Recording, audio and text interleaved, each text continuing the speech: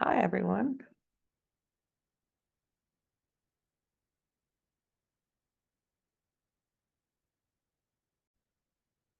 Hi, everyone. We're going to try this. Hopefully this will work.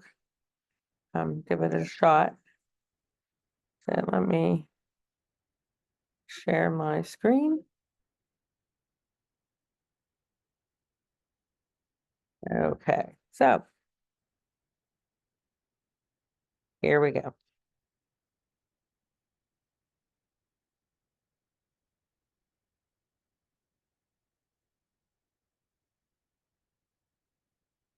Just getting some basic stuff in first.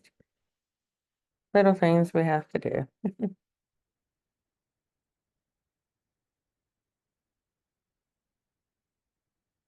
Okay, so early adulthood.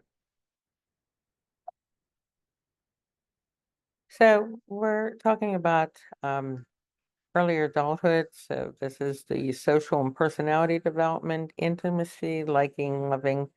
We did part of this in class, so I just wanted to quickly review it. Again, this is intimacy versus isolation.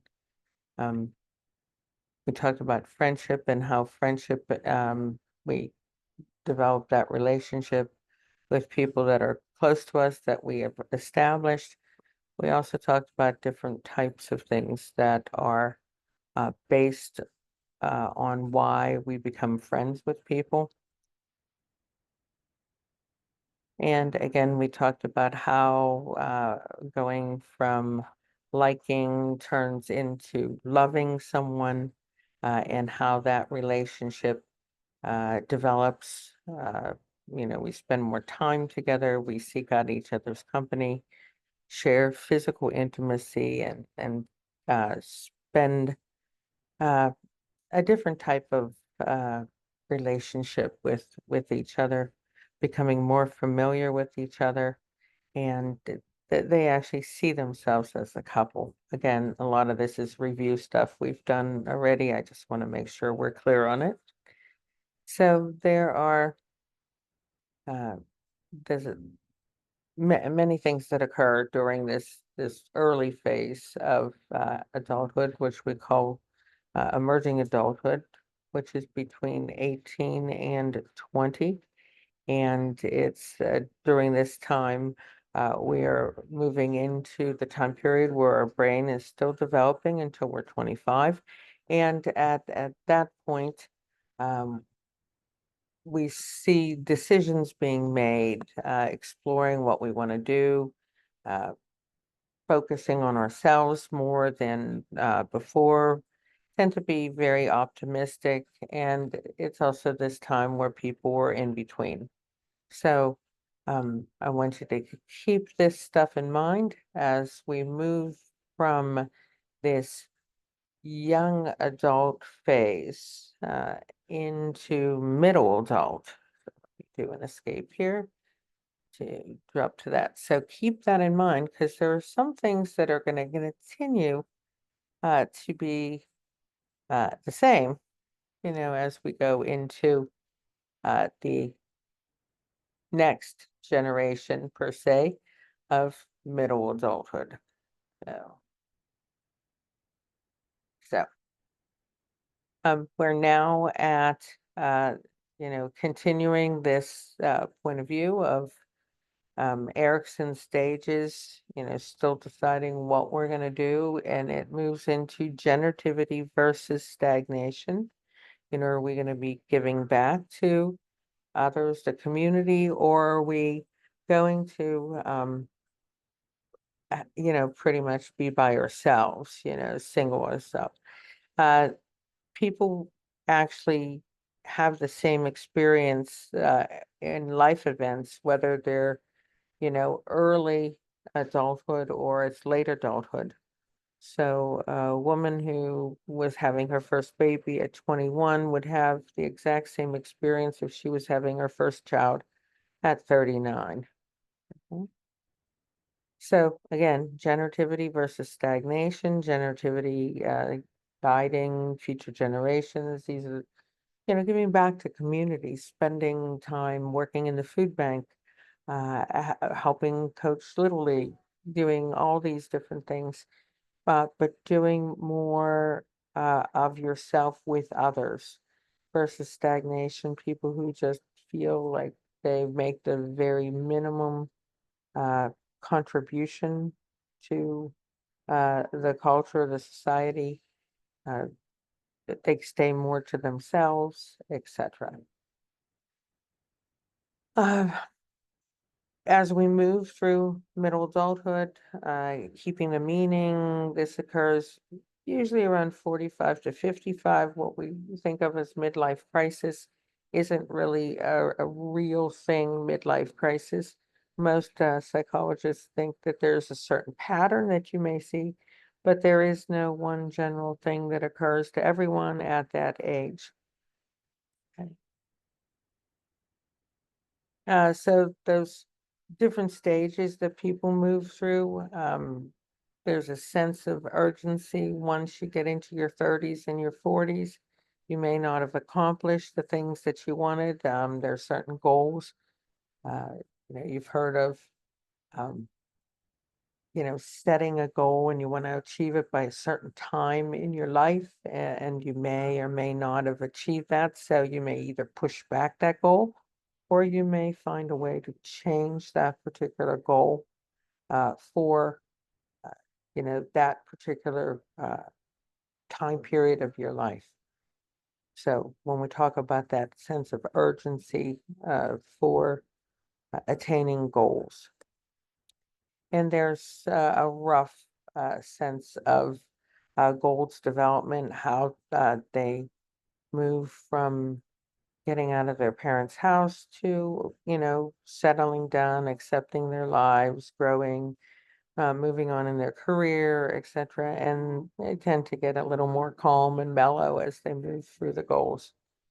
Uh, Daniel Levinston talks about the seasons of life. So spring would be the early time of a person's life. Summer would be uh, pretty much your late 20s, early 30s. Fall would be late 40s, late 50s, and then winter would be, after that, kind of like 65 and up and beyond. And it's just kind of a comparison on how to view life and how we change, like the seasons change. He used mostly men in his research.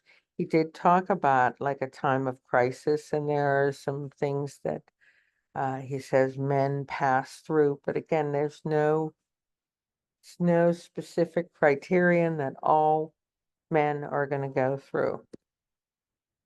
So that seasons of life, early adulthood, changing how we look at things, are first signs of aging. We may have some graying in the hair, maybe different parts of the body are losing hair or not developing as much here, realizing that people haven't accomplished what they wanted to accomplish. Um, so again, a term that's used sometimes is midlife crisis. It's a state of uncertainty or indecision. Sometimes things aren't as satisfying as it used to be. And many will try to figure out, well, what could I have done better, and make the attempt to try to change it so the rest of their life doesn't suffer because of it. But again, he used a very small amount of people in his survey, therefore, it's not as credible as it could have been. So, is midlife crisis a reality or myth? No, it's not real for most people. Most people were actually, it's a very smooth transition from young adult into middle adulthood and then into later adulthood. Most people have found their career. Most people have developed and moved up the ladder basically in their job. Most are involved in their family, their friends, or in different social groups, different activities. Um, you know, if they keep active, they feel young, they continue to grow and develop and have a great life. Those who did something wrong and didn't change their life will later regret that they did that. So really, most people do not have a quote unquote midlife crisis. This is just again for graphic thing. You wouldn't be tested on this. Middle age, again, is kind of a cultural construct. It's more of society talking about how we age, and depending on what culture you're in will make a difference. You know, in individualistic cultures like the United States, you're talking about we tend to start feeling old, and people tend to treat us like we're old, whereas in, you know, the collective cultures, uh, we become wise as we get older and develop. We have more responsibility. We have, you know, we're higher in family management. We make decisions, and it's important that people realize that different cultures go through this midlife time period differently, depending on what's expected of their particular people and their culture. So psychologists disagree whether personality changes or remains stable. Uh, Again, Erickson and Livingston say it changes substantially. Costa and McRae say it's stable. According to the Big Five personality theory, most psychologists tend to lean toward it becoming more stable and being stable into adulthood and late adulthood, unless there's some dramatic change in the person's life. So those big five personality traits are, and I'm going to do them in order of the acronym, which is OCEAN. So you remember openness, you know, for O, C, conscientiousness, E, extroversion, A, agreeableness, and neuroticism. So openness is pretty straightforward. Uh, Conscientiousness, you know, are you concerned about others? Do you pay attention to what you do? um, Extroversion, outgoing or more shy, agreeableness. This is a tough one because this can be a dangerous one. This is the sometimes people will agree with you, and then actually when you're away, they turn and stab you in the back. So that can be if someone's agreeable all the time, you don't really know what they're thinking. And the neuroticism we see more in women than we do men, but that's wanting to be in control. So that sense of well-being for the most part stays stable. So most people say they are happy. 30% of people in the United States say that they are very happy. And African Americans tend to rate themselves as very happy, only slightly lower than the white percentage. And then the review questions. The next section on the U-shaped curve of marriage. I mentioned this in class last week. So that U-shaped curve, it starts off really great, the best time, you know, in people's lives. They agree that this is wonderful. And it kind of drops as things happen within a marriage. You know, you have children, then you have to spend more time with the children, and you don't have as much time with your partner, and etc. And it goes through the upside of the U when this person, the children go off to school, and now they're a couple again. So sex is definitely part of a relationship still at this time period, and they have to agree about sex. You know, it's not just a one-sided thing here. So what helps a marriage last through this U-shaped curve? Holding realistic expectations of what's going on in the relationship and with the other person. Focusing on the positive and not the negative. Compromising, you know, that's really, really, really important, compromising. And don't suffer in silence because the other person doesn't know what's going on.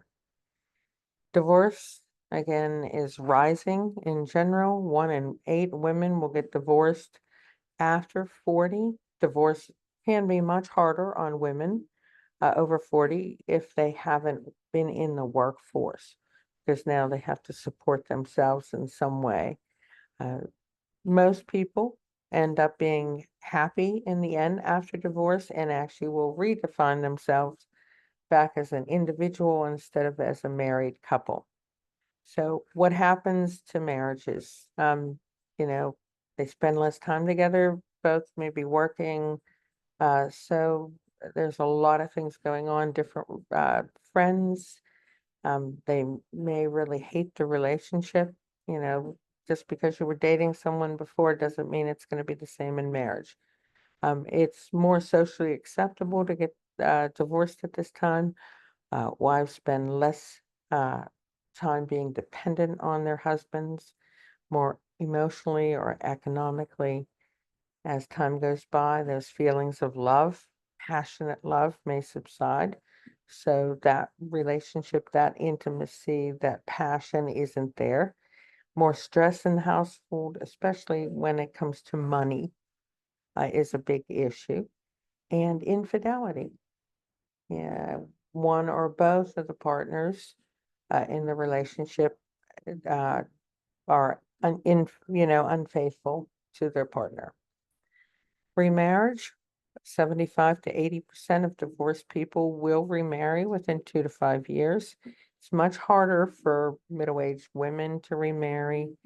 64% of men remarry, 52% of women remarry, and that push for men to marry younger women and older women, especially in the individualistic cultures, really have a lot of harsh standards.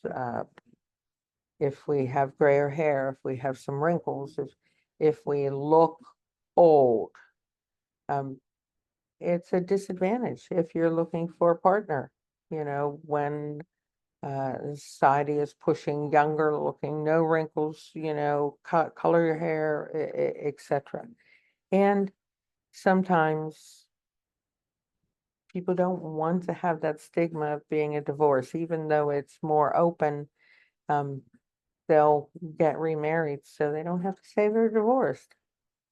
Remarriage, second marriages, people will leave a second marriage faster than they did the first marriage because they've done it before. They tend to be more mature and more realistic, and the roles are much more flexible. And the divorce rate tends to be, again, slightly higher for second marriages. A lot of stress, especially if there are children involved when we're talking about blended families. But sometimes, divorce is going to happen again, easier to step away that second time than it would be just that first time when you were doing it. Empty nest syndrome. When we talk about empty nest syndrome, this is when stay-at-home moms tend to have more trouble than fathers. But stay-at-home moms feel like that emptiness when their children have left the home. For working moms, it's more of a myth than a real life thing. Uh, there are benefits to the children leaving home. Spouses, again, have more time for each other, more time for work. Problem can occur is when the children return home after being gone. Empty nest syndrome continued. Uh, Parents sometimes can become what they call helicopter parents, where they kind of hover or micromanage their children's college or workplace. Believe it or not, 1/3 of the employers comment that parents had submitted resumes for their children. And I've actually seen that happen when I worked for Kennywood. I've had parents call to find out why their child wasn't hired. I've had parents come with children to interviews and they wanted to sit in on the interview while their child was being interviewed for a job. Um, so this is not unusual. This really does happen. It's not just something you see in a book. We have parents that complete work assignments for kids in school. I've had it happen many times. And then you have the boomerang children. So these are the refilling the nest. They go off, they go to college, they go get married, and it doesn't work out. Or, at the end of college, they can't find a job, so they come back home. So they return home, or after the relationship fails. So close to 1/3 of adults, 25 to 34, are back living with their parents. Most pay rent, so finances benefit the family, but again, it can be challenging to have a grown adult coming back into a household where the parents, you know, were there as and looked at them as a child. Okay, but sometimes that can be an issue. Some people manage it well, especially if they know it's for a limited time. Again, just the chart. And then we also have the sandwich generation. This is the generation between children and parents that the needs of the children have to be met and aging parents. So the adults in the middle are kind of like a sandwich. They're being pushed in both digression ways, just like you would, get meat and one side of bread on each side and pushed together to form a sandwich. Because parents are living longer, that is one of the things that we're seeing. Parents are now kind of turning into almost children in the extent where these middle adult, uh, you know, kids have to now take care of their parents. Um, since people are marrying later, they're having children later, so they have both children to take care of and their parents. That role reversal was very, very difficult for many people. Parents may need more money, they may need a place to stay, so they have to find a place to stay. So they stay with usually one of the children or are placed in a facility of some sort. And that means somebody's going to be looking after them, or that person's going to be alone a lot in a facility. Usually the burden falls on a wife. Occasionally you do see that with a son will take care of it. It can be with rewarding for parents and children, children to be able to experience their grandparents in the home. So there are some positives. And we do have, a lot of families, especially the African American community. There are a lot of multi-generational families, and they are very strong and very tied together. Uh, a lot of uh, older uh, parents are worried about losing their independence. They don't want to give up their house. They don't want to give up all their work, and they're afraid that they're going to be kind of put away and never be seen. They're afraid they're signing away all their authority and their decision making. So, becoming a grandparent, who's becoming grandparents, again, depends on the age range. Grandparents can be very active and engaged and have a lot of influence. They can also be very relaxed, supporters and friends and buddies. Uh, but you do have grandparents that are remote and detached, and that they have a hard time forming bonds with their grandchildren. Um, it's an interesting thing, even what they want to be called, whether they want to be called Mimi or Grandma or grams, so that's part of the process. Family violence is an issue, spousal abuse in the United States. 1 in 1/4 of all marriages, there's some sort of violence. Again, it's not always the woman who's being attacked, but statistically, half of the murdered women are murdered by a partner. 21 to 34% of women have been slapped, kicked, beaten, or threatened, attacked with a weapon at least once by a partner. About 15% of marriages have continued severe violence throughout the marriage.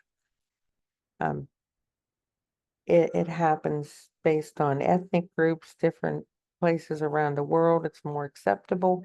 There are even some countries that there's a law permitting men to hit women. So 1 in 7 men have been victims of severe violence. You don't hear about that as much because we still have a male-dominated culture, and males are not going to tell other males that they've been beat up by their wife. Again, chart. Other things that can add to abuse: low socioeconomic status, growing up in a violent home. Families with more children tend to have more violence. Single parents with lots of stress tend to have more abusive situations. And yes, incest could be an issue, and we see that in more wealthy families. There's 3 stages of actually abuse: that tension building, battering, and after the battle and the hurting of the victim, a contrition state where they say they're sorry, they're going to make it up. So many people will stay in that situation. Sometimes the wife will feel at fault, or they'll say, why, you know, should I leave? They're sorry, and then they do it again the next week. Some develop what we call learned helplessness, where they don't see there are any good alternatives. They don't know what else to do. At least this way, they only know they get beaten once a day, or once a week or once a month when their spouse goes out and drinks or is on drugs or gets frustrated. Some stay just out of fear because they're afraid that they will be followed. There's the cycle of violence, and uh, again, there's some research on abuse and neglect of children can lead people to be abusive adults, but that's not completely true. Only 1/3 go on to abuse their children. 2/3 of the abusers were not abused as children. Spousal abuse, again, in different cultures, we talked about that. There are some laws that are still on the book. Women have always been targets because of their low status. And if they're high status, then they're seen as a threat. So their abuse happens because of that. And what can you do? Call the domestic hotline. So we're going to stop there. And let me stop recording.